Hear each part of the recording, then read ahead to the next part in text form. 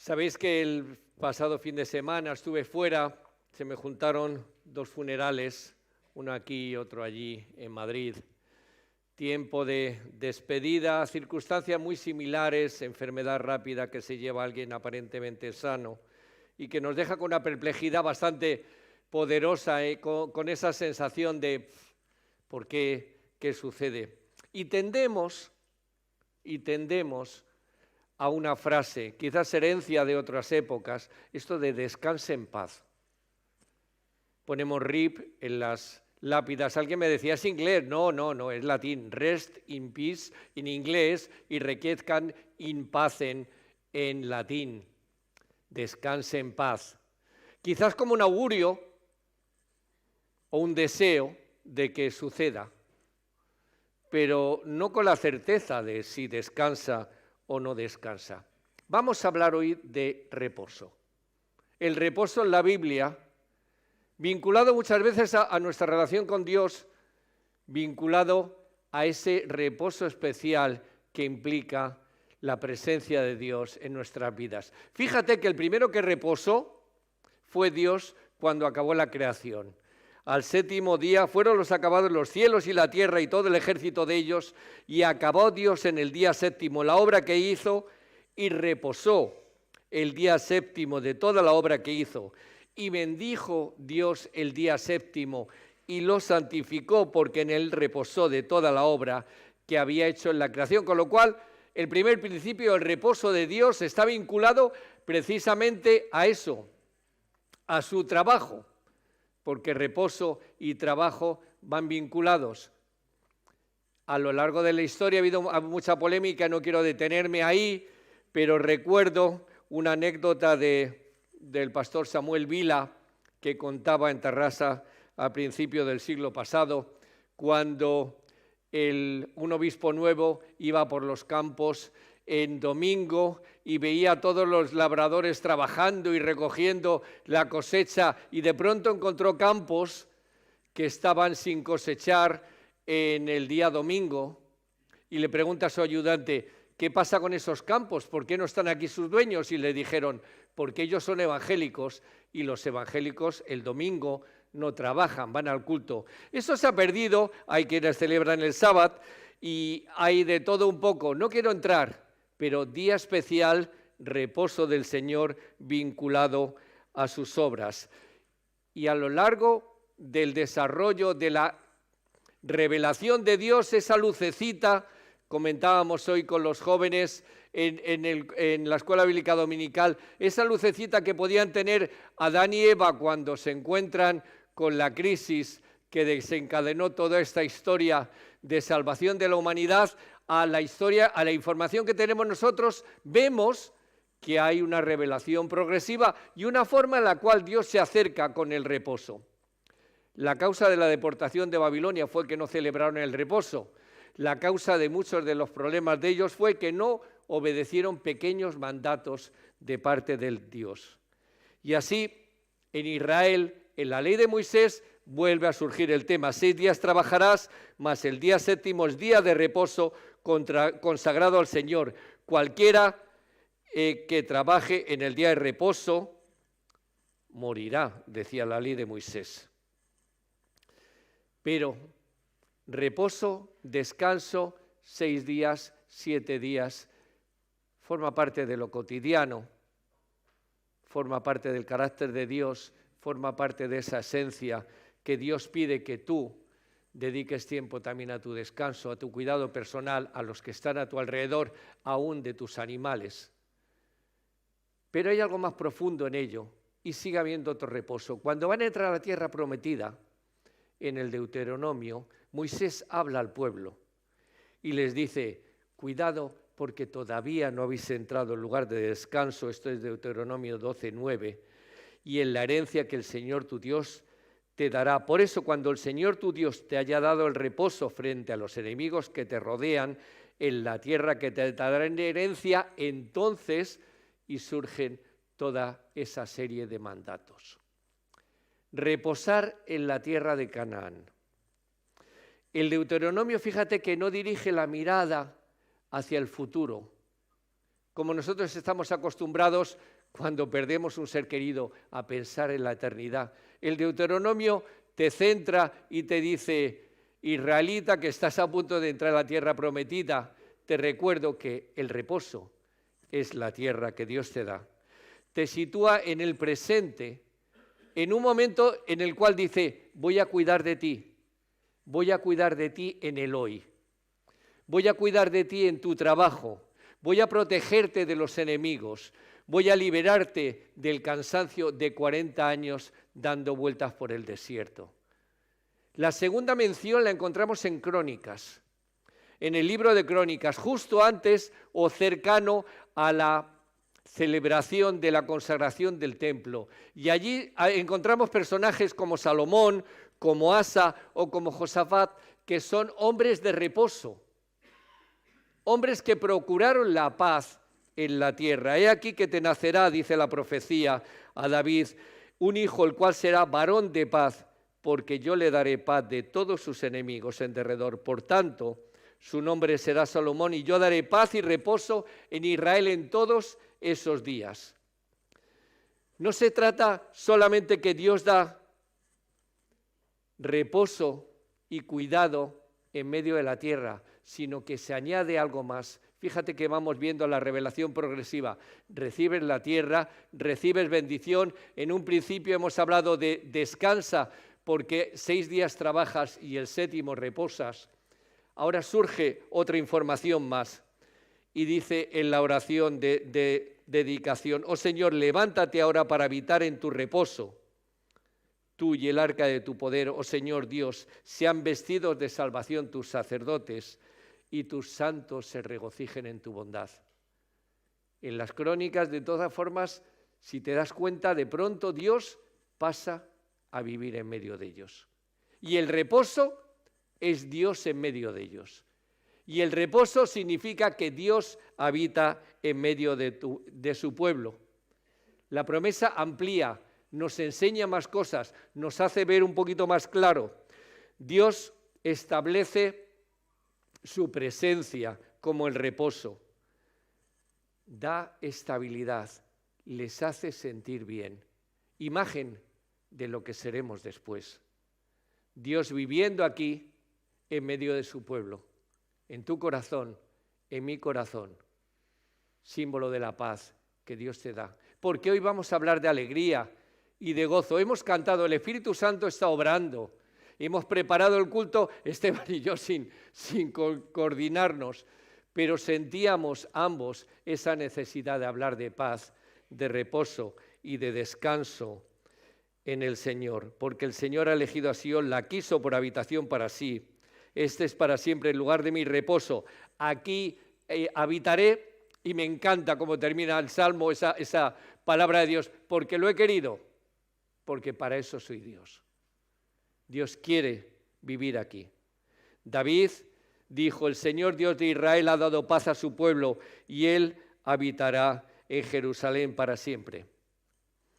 Me he dejado a propósito el Salmo 94, porque el Salmo 94 está vinculado a la Epístola a los Hebreos y lo veremos más adelante.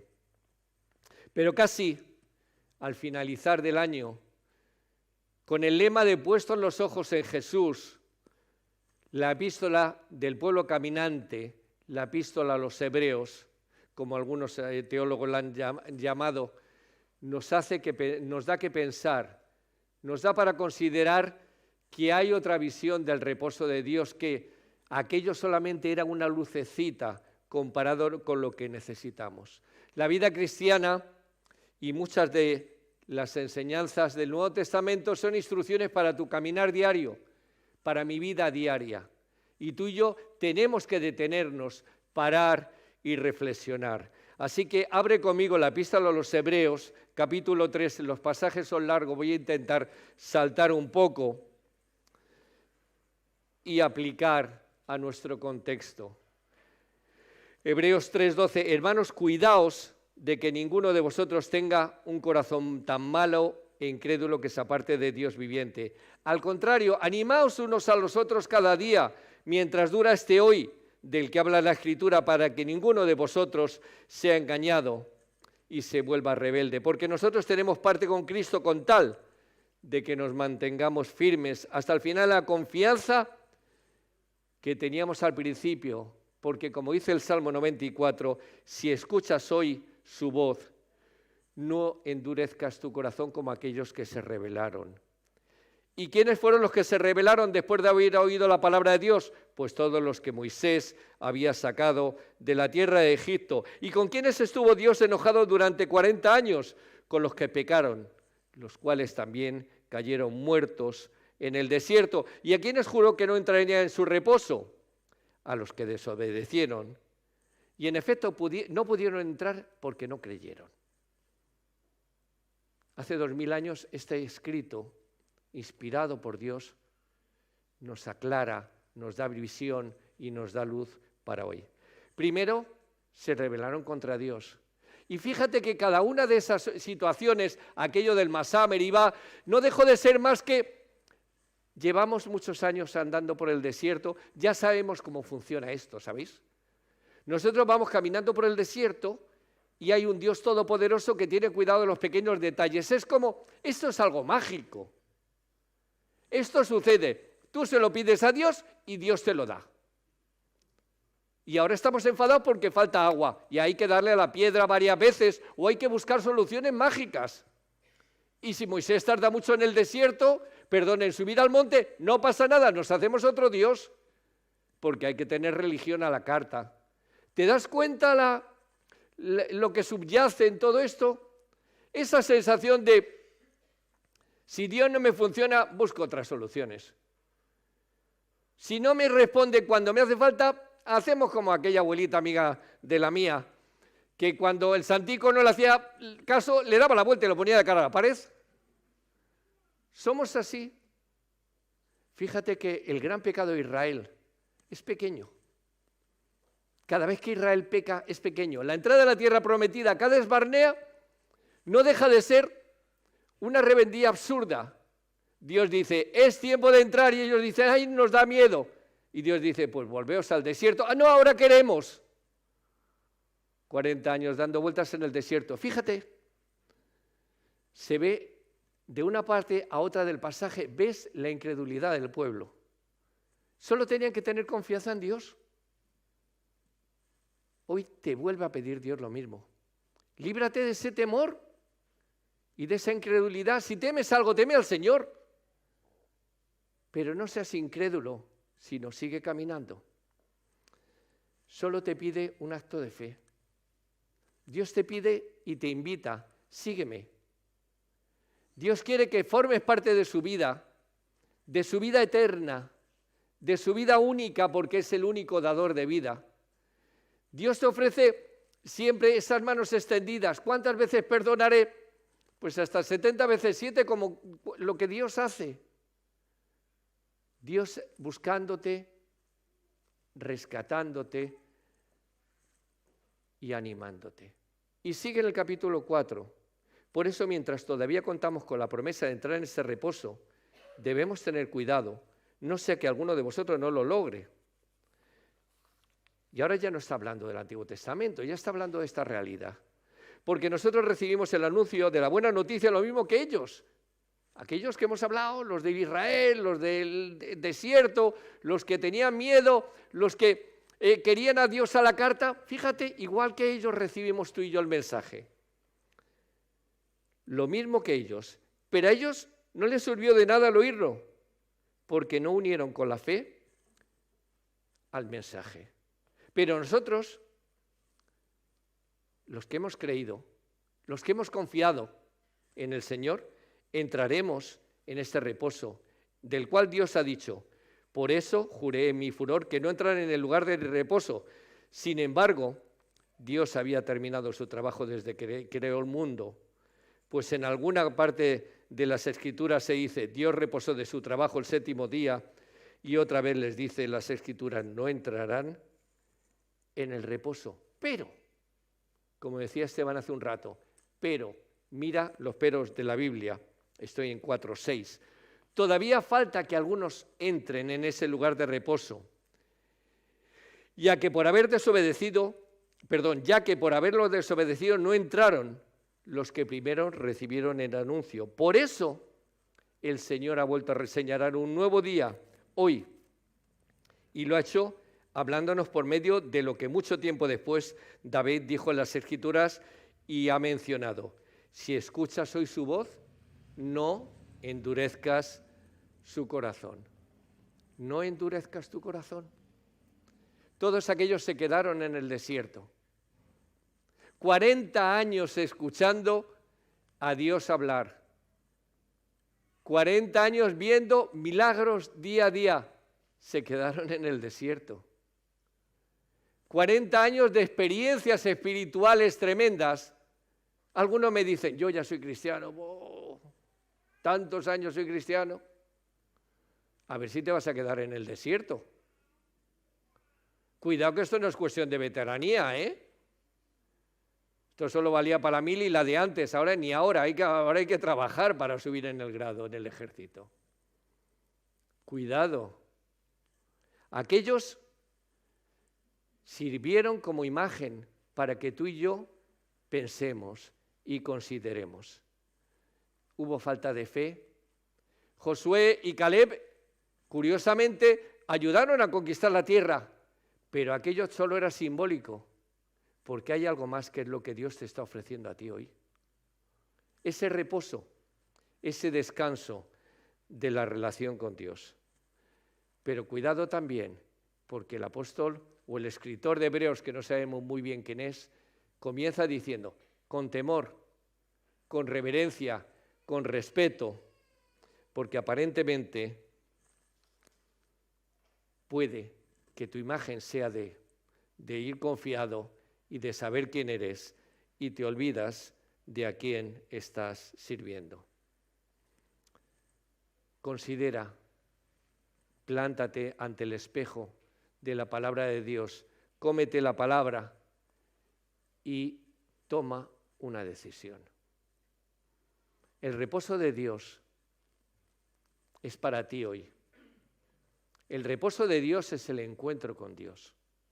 El reposo de Dios tiene que ver con una diferencia totalmente radical con lo que ha sido el pasado. Por eso vamos a tratar de aplicarlo hoy a nuestra vida, a nuestro momento, como cada sermón que trato de concretar. Y entonces, ¿qué? En primer lugar, me vais a permitir que coja al Deuteronomio y lo vuelva a traer aquí. Y recordemos el reposo de la tierra. Mira, hay muchas cosas por las cuales tienes que estar reposado y dando gracias a Dios.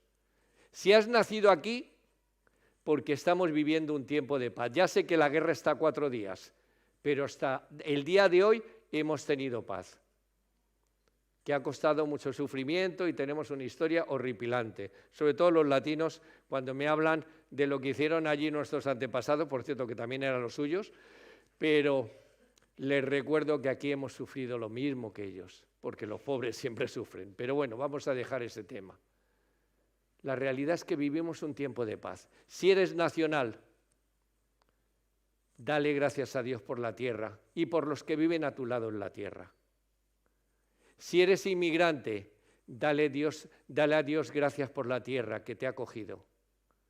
Y bendice a los que tienes a tu lado. Nosotros como pueblo de Dios, como de toda lengua, de toda raza y de toda nación, tenemos que ser un ejemplo al mundo. Y tenemos que demostrar que aquí en esta tierra podemos vivir en paz. Los unos con los otros, en armonía, como creyentes, como servidores de Cristo. Eso es parte del propósito. Esa es la primera aplicación. La segunda la llevamos al templo y la llevamos a este templo, pero no me refiero a esto, porque esto es fungible, caro y siempre está averiado. Me refiero a ti. Templo del Espíritu Santo. Templo de Dios. Dios habitando en medio vuestro. Dios revelándose a seres tan pequeños y tan cortos como nosotros. Dios haciéndose hombre y muriendo como hombre. Hoy hemos tenido polémica. ¿Murió Dios? ¿No murió Dios en la cruz de Jesús? ¿quién era quien murió? Dios y hombre. Jesús muriendo, hombre y Dios, por ti y por mí. Dios habitando en medio nuestro. El Espíritu morando en tu corazón. No caigas en el pecado de Israel, cuidado. Nosotros los buenos y los otros los malos. Todo por gracia. El precio muy caro, la sangre de Cristo, derramada para que tú y yo podamos ser templo de Dios. Tercer lugar, recuerda, aquel que entra en el reposo de Dios descansa de sus obras como Dios de las suyas. En cierto sentido, Dios, reposando en el séptimo día, nos enseña a descansar en Él, a descansar en su seguridad. Pase lo que pase, podemos estar seguros en Dios en una cárcel, en el corredor de la muerte, en fase terminal, podemos estar seguros en Dios. Podemos descansar en Él. Se trata del bien precioso y bienaventurado de la comunión con Dios. Este reposo destinado a los creyentes debe ser concebido en unión estrecha con el de Dios, de la misma naturaleza y de la misma duración. Reposo eterno, comunión eterna, buscando la santidad. Los místicos españoles, San Juan de la Cruz y Teresa de Jesús, son personajes para entenderles y para estudiarles. Pero bueno, Juan de la Cruz, un enamorado de Dios, en su poema La noche oscura, nos habla de que el acercamiento de Dios tiene 3 fases. Yo las recuerdo. La vía purgativa en la cual yo me limpio para acercarme a Dios. La vía iluminativa en la que por medio del conocimiento de la palabra y la interiorización de la misma, bendigo y soy bendecido. Y por último, la vida unitiva, o la vía unitiva, perdón, en la cual me siento unido a Dios. Si no hay limpieza, si la palabra no fluye en mi vida, si no nos alimentamos de la palabra, lógicamente no habrá unidad con Dios. No me vengas con aquello de la letra mata, pero el espíritu vivifica, porque eso me lo dicen todos los vagos. Todo el que no quiere estudiar, todo el que no quiere trabajar, todo el que quiere vivir de las rentas. Porque si no alimentas tu cuerpo, alma y espíritu con la palabra de Dios, lógicamente saldrá lo que eres tú.